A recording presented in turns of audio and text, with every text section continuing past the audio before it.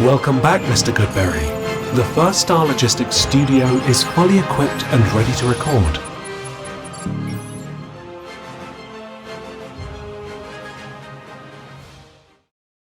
Welcome back to Bengals on the Brain, presented by First Star Logistics. I'm your host, Joe Goodberry, episode 195, as the Bengals are quickly approaching the first preseason game Thursday night versus the Philadelphia Eagles, which means camp is nearing a close. Typically when that first game happens, like that's it. Our reports and our clips and everything we get that we currently enjoy right now during camp, they're gone. So there's not going to be a lot for us to analyze. So this is pretty much going to be our last analysis, our camp analysis episode, which means all the reporters, all the beat, everyone that provides this information.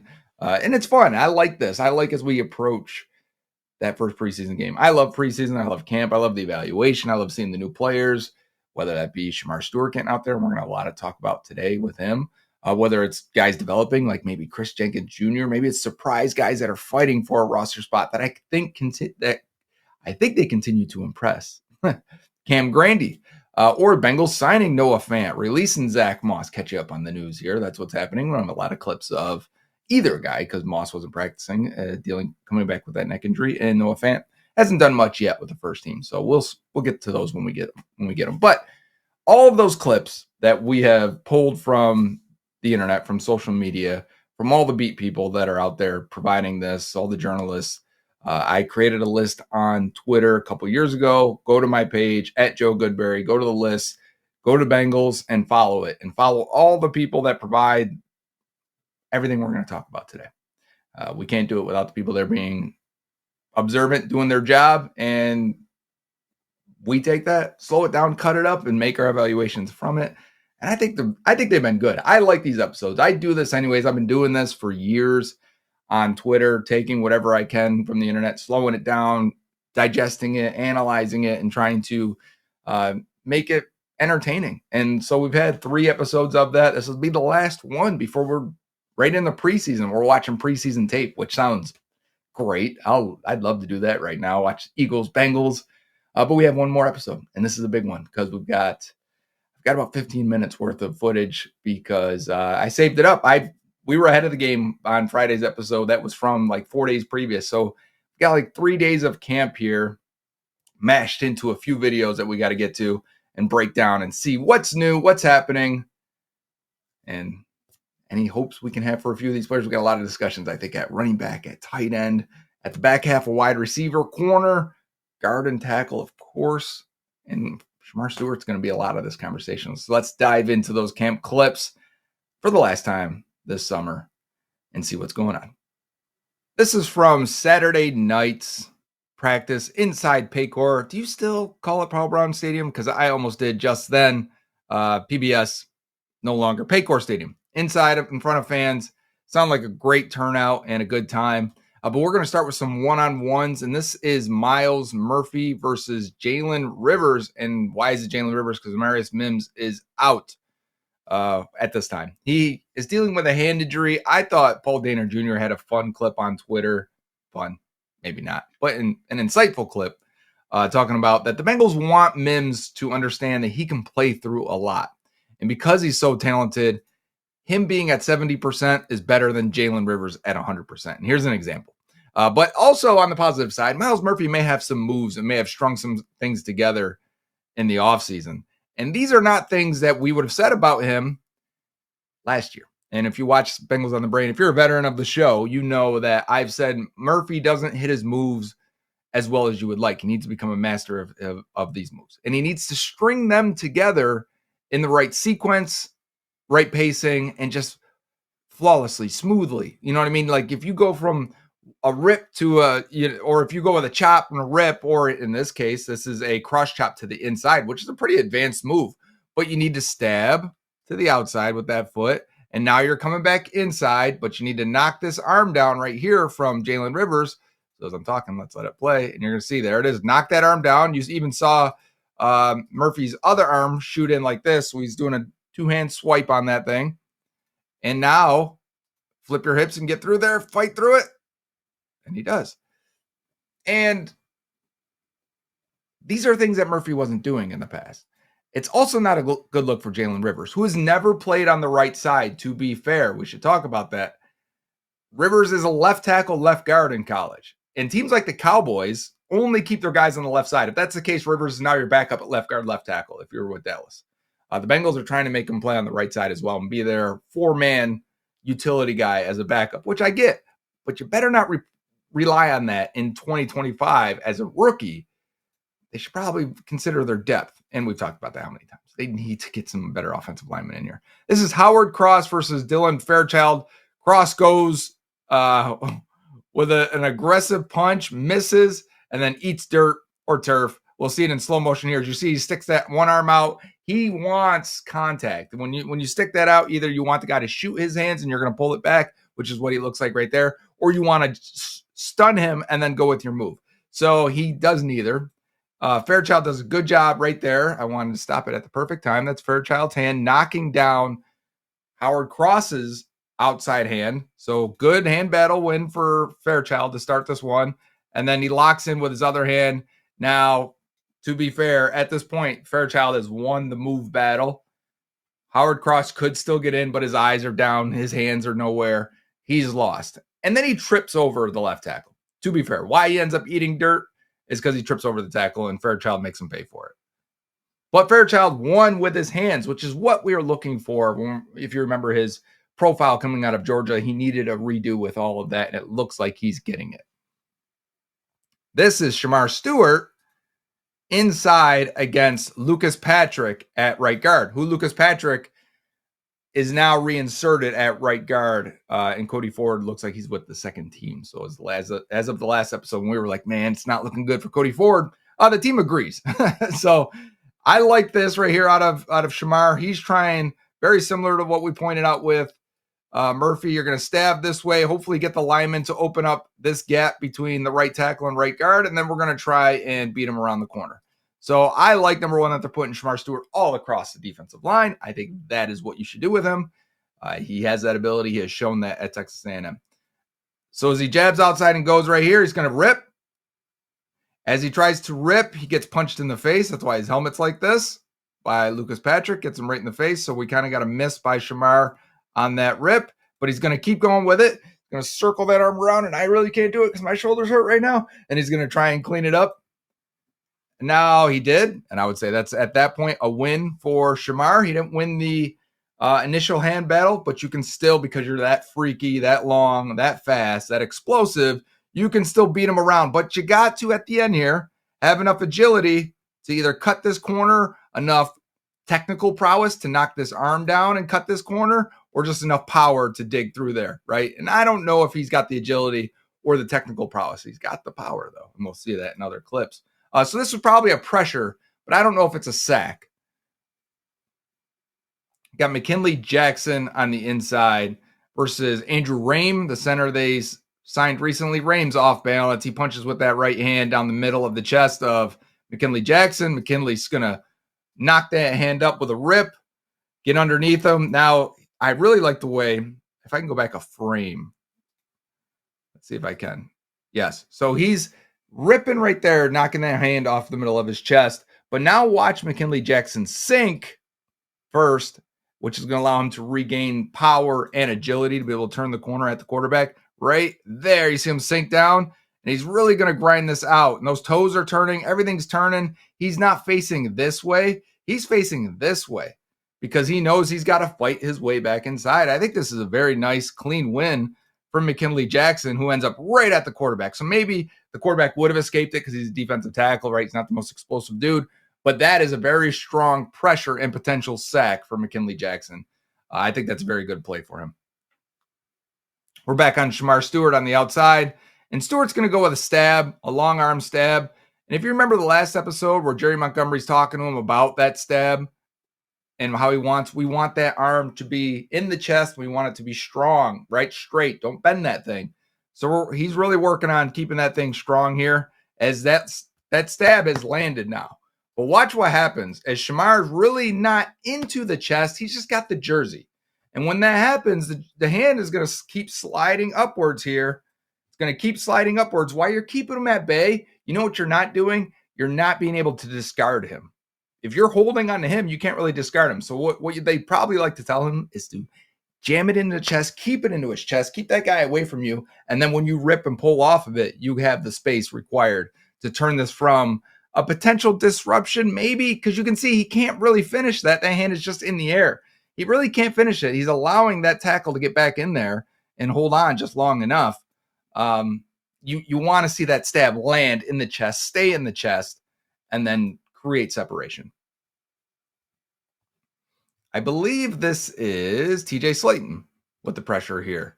And one-on-ones are tough because you're not getting the help of the center or the guard. But Slayton, to me, has looked more agile and quick. Little double hand swipe there, misses, swipes again, gets it that time, and then gets low and works under. I don't know that this would be a pressure, but I do like seeing Slayton. We don't get a lot of clips of him, so it's good to see him move and see his movement skills there. Okay, now we've got some actual 11 on 11 and some 7 on 7 stuff. They're mixed in, even though I didn't go in chronological order with these when I was putting them together.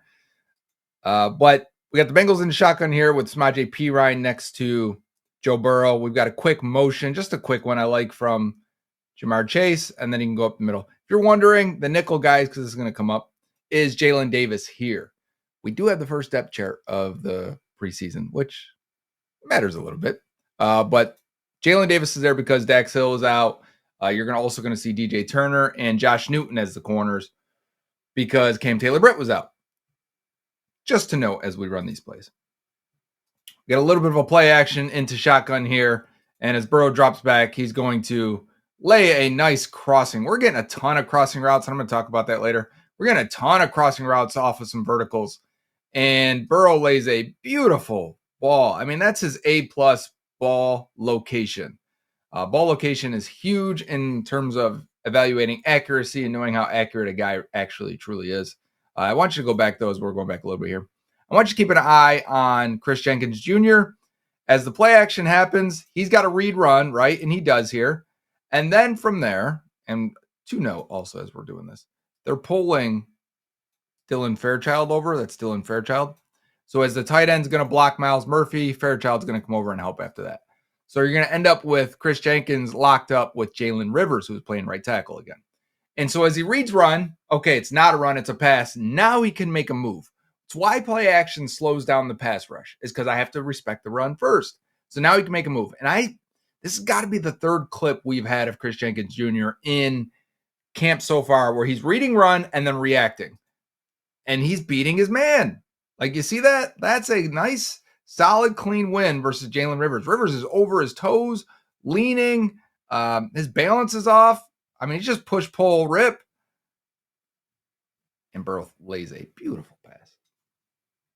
But again, I got to mention Chris Jenkins Jr. He looks improved. His hands are working. He looks quick. And we've got a throw over the middle that ends up getting tipped into the air and intercepted by Jalen Davis. I think this is an interception. Watch Myles Murphy on the edge versus Jalen Rivers. I mean, that is just too easy, right? That is way too easy. Murphy's just going to knock those outside hands down and then rip, and he barely even has to rip. And he flattens to the quarterback. Rivers, that's not good. I also want to mention Chris Jenkins Jr. against Dylan Fairchild here again, because he's going to push and get in the face of the quarterback as well. I don't think Fairchild completely loses that rep at all, but if Burrow's got to hold this thing any longer, Jenkins Jr. is at least in position to cause a little bit of pressure. I wouldn't call that a pressure. I would call that like that's a solid rush out of Chris Jenkins Jr.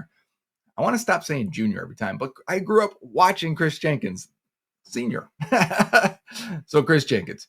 But this is Geno Stone on this play that's going to come in. And at first, when I saw these clips, I'm like, oh, he blasted T. What are you doing, Geno? He didn't, actually. Let's play it again here, slow it down just a little bit. And you're going to see he actually comes up and just tries to rip that ball out. And he does successfully. It pops up off of T.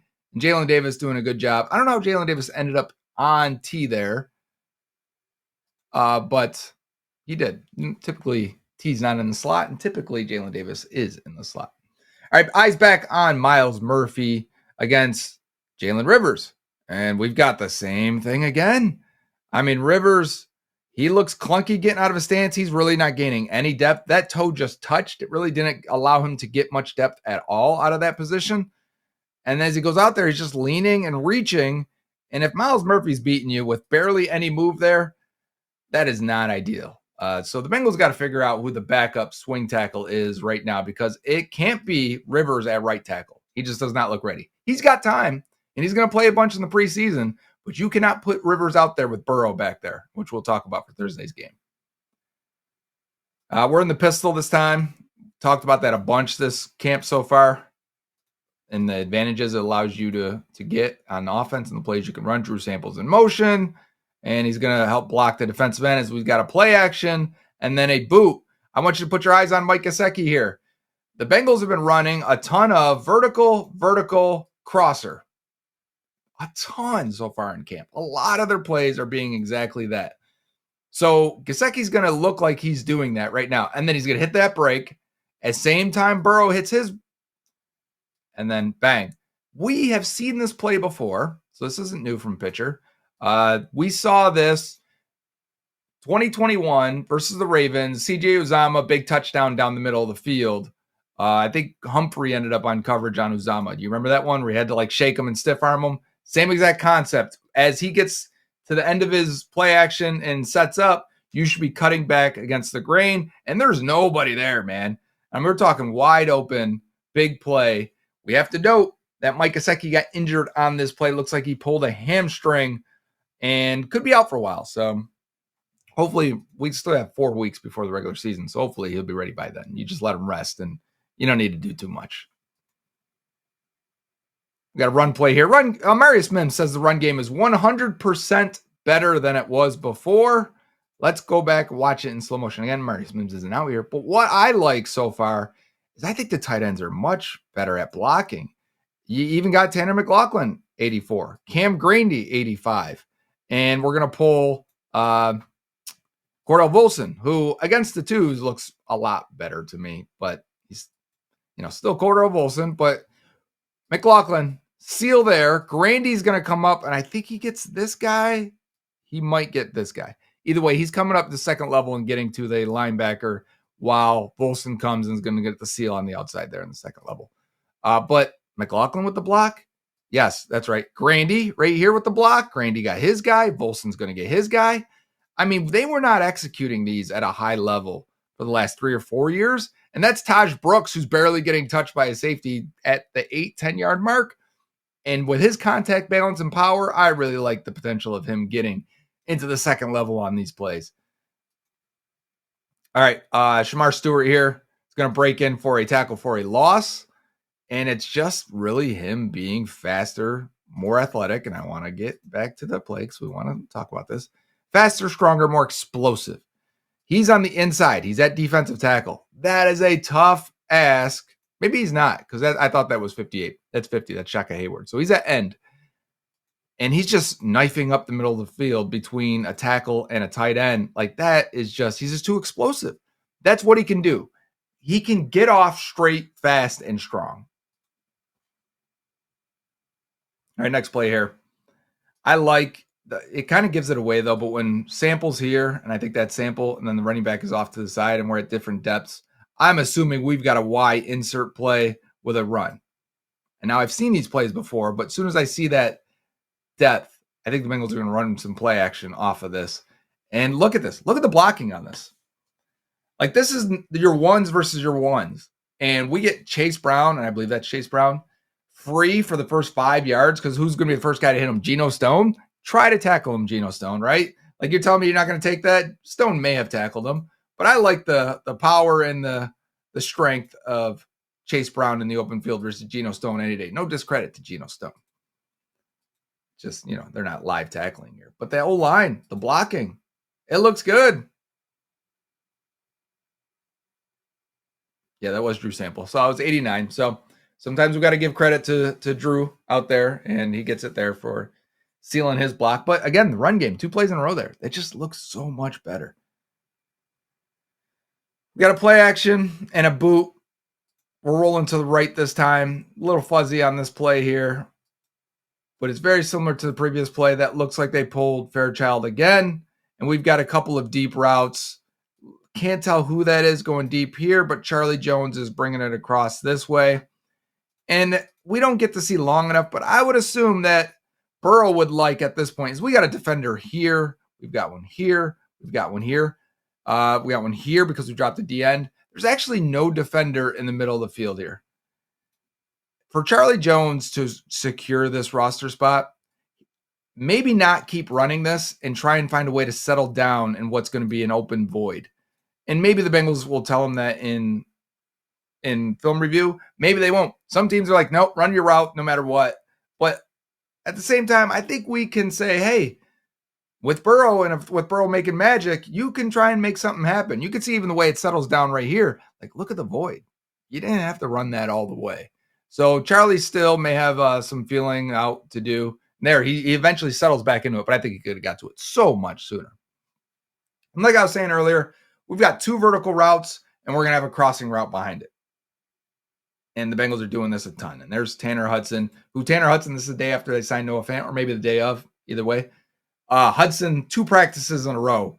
Very strong outings and performances. DJ Ivey, eyes on DJ Ivey there. That's who I had circled. As he's getting time and reps with the ones because of the injuries, he's the first guy to make contact with Chase Brown on that run right around the goal line, or line of scrimmage, I should say. We got a wide open Tanner Hudson here. And we're going to go back and show you.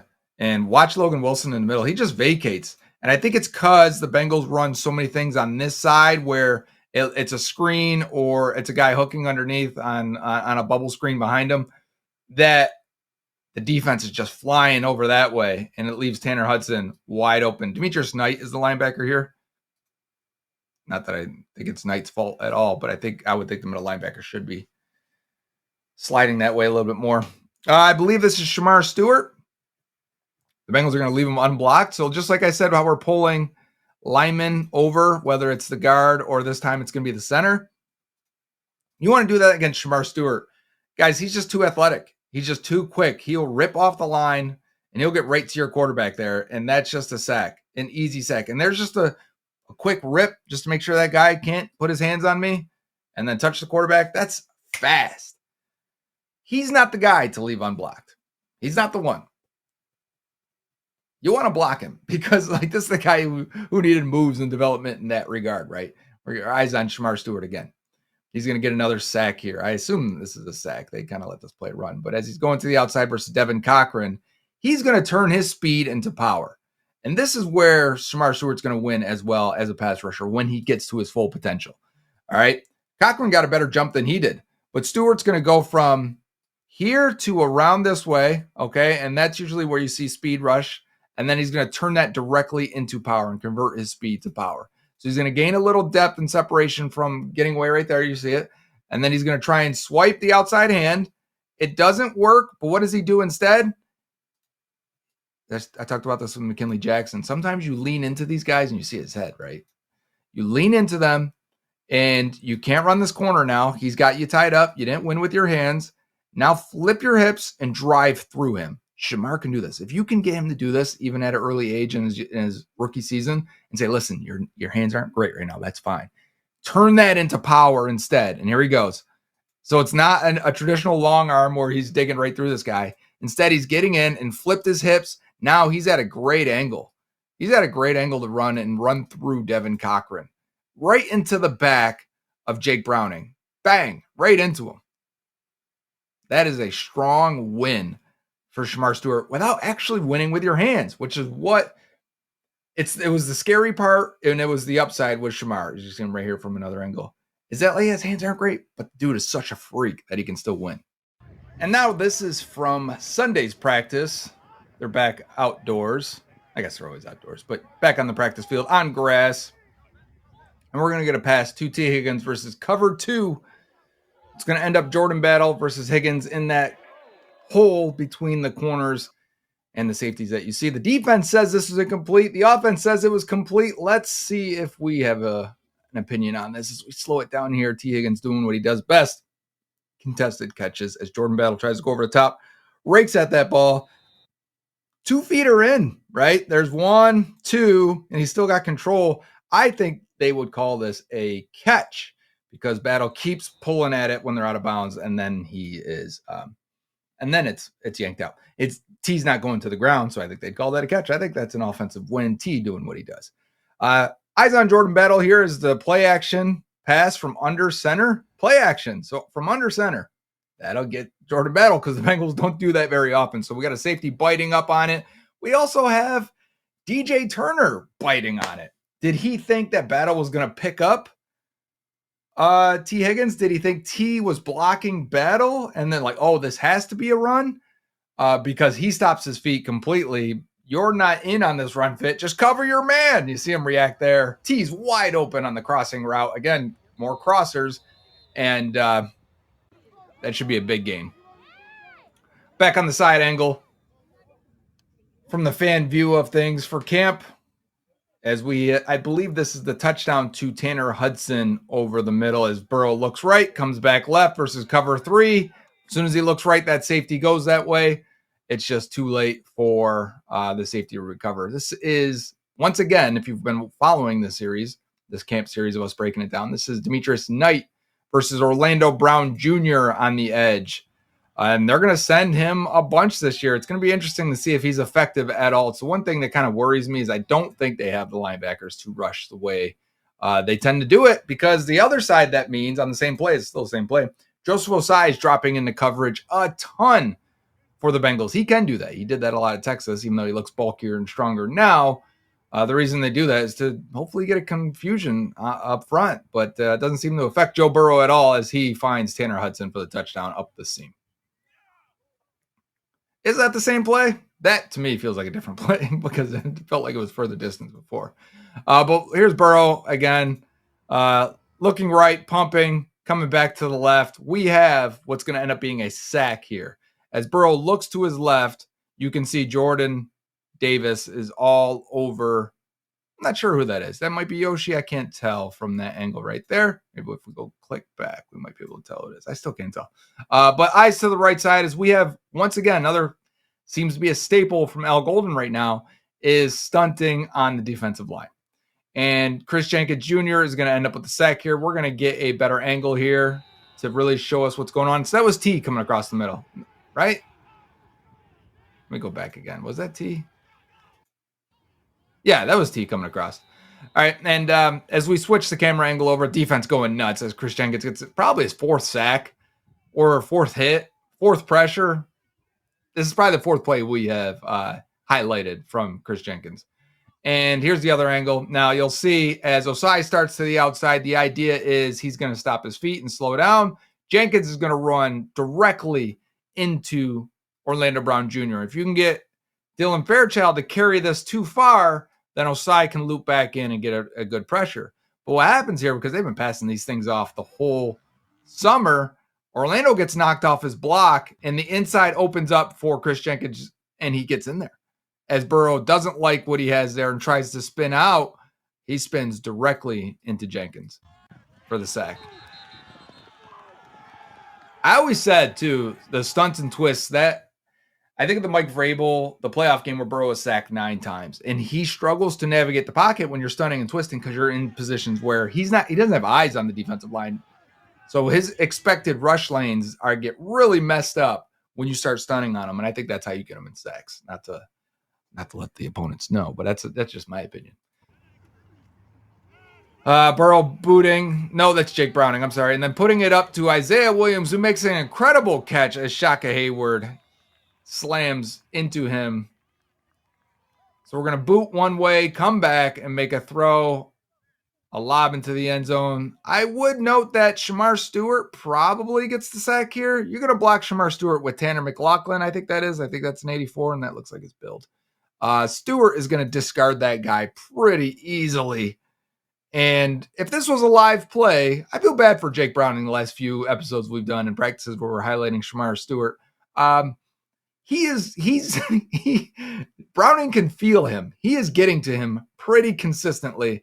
And instead of going up to bat this pass, if it was a real game, might have just cleared Jake Browning and put him into the dirt. What a great catch by Isaiah Williams, who's really fighting for that last receiver spot and has a great shot at it. Charlie may just only have the advantage as a return man at this point. Charlie Jones, we'll have to see how that shakes out. Preseason is going to be big for them. I really want to watch Charlie Jones and Isaiah Williams. We got an end around here, jet motion. I don't know if that's an end around. That might be just jet motion. I can't see in the back. But it goes for nothing, right? Defense stops it. Got a couple hits there. Osai gives Jamar Chase a little bump, and Jamar throws the football at Joseph Osai. So you see them talking and pushing, and they're going at the defenses. They're amped up. Like Jordan Battle seems like a vocal and emotional and energetic leader of this defense right now, because every time someone's talking, it's Battle, and he's in there. I like it. We got a fade, corner route. Not a fade. It's a corner route to Jamar Chase for a touchdown. And I want to say it was DJ Ivy. It's not DJ Ivy. Ivy's right here. So it was Josh Newton, 28 versus 38. It was 28 there for the catch. Here's the other angle of it. We don't get to see the route, but that definitely was Josh Newton getting beat to the back corner there. So it's time for these receivers to take over and do their thing. And here's Jamar Chase at the 1 yard line, making a catch, keeping both feet in. And now it's time for, I believe, T. Higgins to go do his thing against Ivy on a fade route. This is the fade, jump ball, catch, 2 feet in, and score.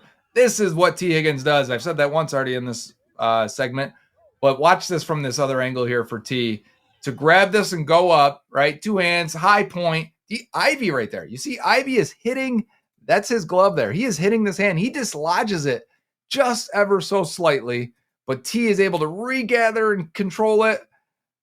That's a great catch by T. Higgins. That is what he does. Yeah, if you could hear him there, he's swearing, let's go. Great catch on DJ Ivy. And Ivy's got good length and ball skills. We should him knock some balls away. That's what he does well.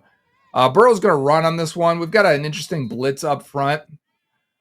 This isn't, if you're on Twitter, I posted it for subscribers. The Bengals NASCAR package is what we call it when they get their 4D linemen out there. And I originally thought this was it. And then I saw, because I saw 96 at D tackle, Cam Sample, and then I see Demetrius Knight also blitzing. So here it's Murphy, Osai, Cam Sample, and Demetrius Knight. This is not the NASCAR package. It's just one of the packages that stood out to me. It's like more of a 3-3-5 defense.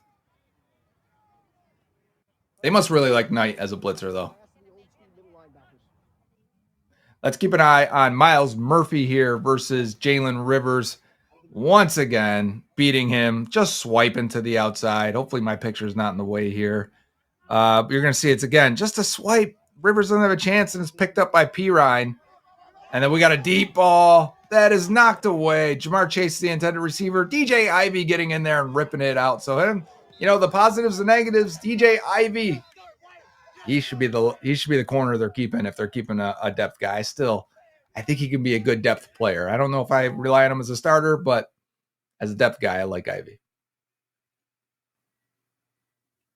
So that's it. That's probably our last episode of Breaking Down Camp Footage. I will have more on Twitter, of course, at Joe Goodberry. So make sure you follow there if you're still interested in the next few days here, leading up to that preseason game versus the Philadelphia Eagles, the world champion Philadelphia Eagles, the standard. We'll see how that goes. How much will the Bengals play? How much will the starters play? Put Mims out there. Don't leave Burrow behind Jalen Rivers, please. Mims did practice the next day, so I think he's going to try and gut through it, although he's got some type of hand injury we don't know about. I've already gone long, so I won't keep you too long. Make sure you like, subscribe, share. Bengals on the Brain, presented by First Star Logistics. Until next time, Hooday.